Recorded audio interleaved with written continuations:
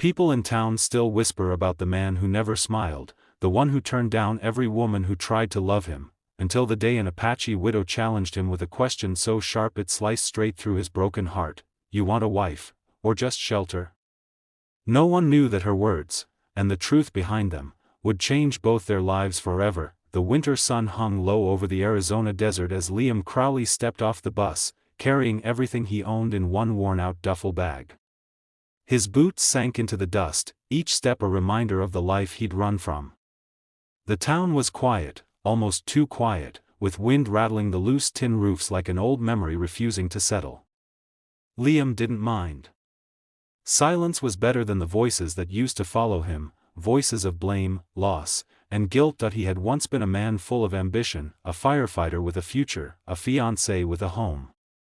But the fire that took his team and his wife-to-be had burned much more than buildings. It had hollowed him out. After that tragedy, every woman who showed interest in him felt like a threat to the only thing he still trusted, his loneliness. So he turned them all down.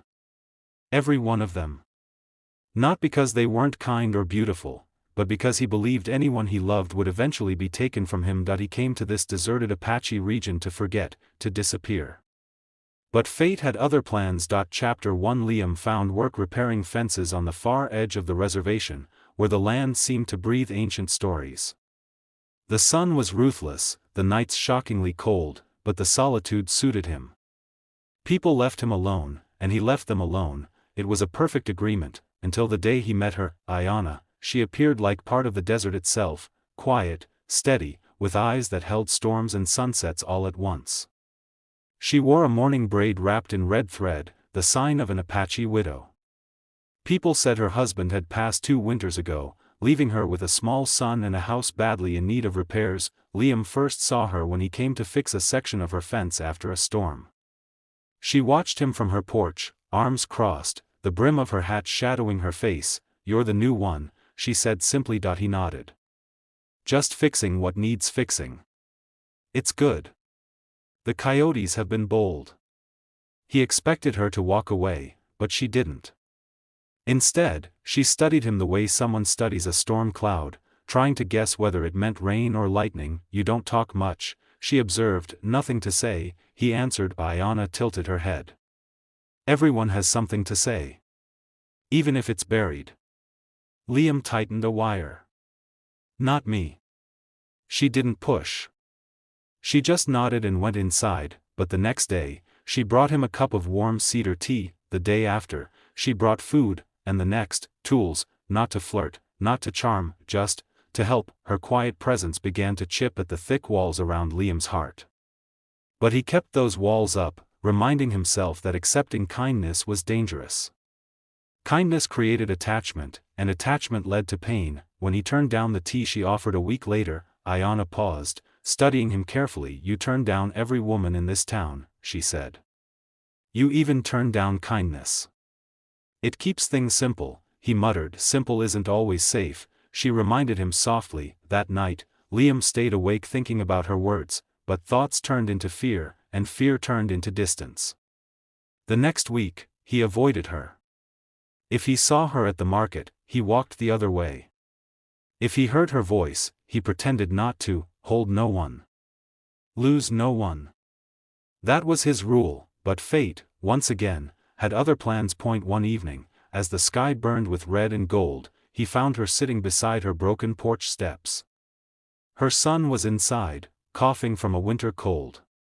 She looked exhausted, more than he'd ever seen. "You need help," he said before he could stop himself. Ayanna exhaled sharply. "I've needed help for a long time, Liam. All you ever do is run." And for the first time, Liam had no excuse, no defense, no shield. Her next words shook him more deeply than any he'd heard before. "Tell me, Liam Crowley, you want a wife, or just shelter?" The question cut him open, because for the first time, he didn't know the answer. Chapter 2 Liam walked away that night, her words echoing in his bones. "You want a wife, or just shelter?" It wasn't an accusation. It wasn't even a challenge.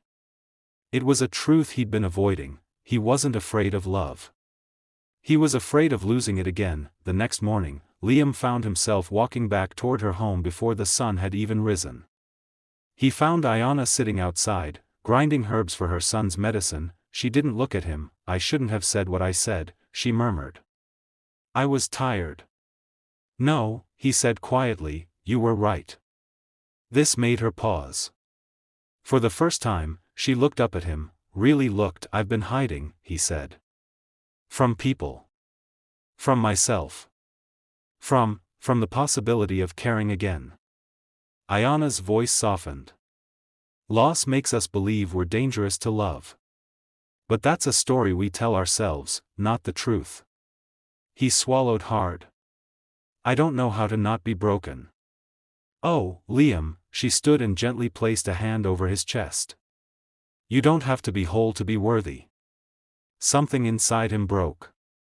Not painfully, more like a release, the kind that comes after carrying a burden far too long. That he spent the whole day repairing her porch. Then the roof. Then the steps.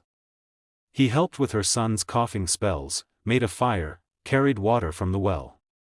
He didn't speak much, but his actions did. Ayana didn't treat him like a rescuer. She treated him like someone who simply belonged. Over the next few weeks, something between them shifted, not quickly, not dramatically, but gently, like two rivers meeting and learning to flow together. Her son warmed to Liam faster than he expected. The boy would run to him with stories about the hawks, or the wild horses, or the dreams he had during the night. Liam found himself laughing again, awkwardly at first, then freely. One evening, Ayana and Liam stood outside beneath the wide desert sky.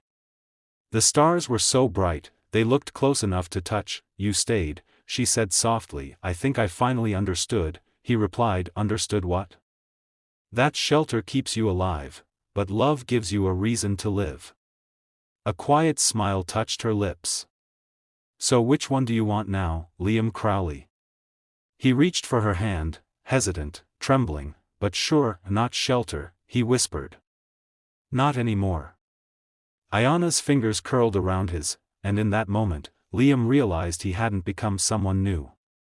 He had simply become someone unafraid. The man who once turned down every woman finally opened his heart, not because he found someone perfect, but because he found someone who understood his broken edges and didn't fear them. Their story didn't end in grand fireworks or sudden declarations. It ended, beautifully, in the simplicity of two wounded hearts choosing to heal together. And sometimes, that's the kind of love that lasts the longest.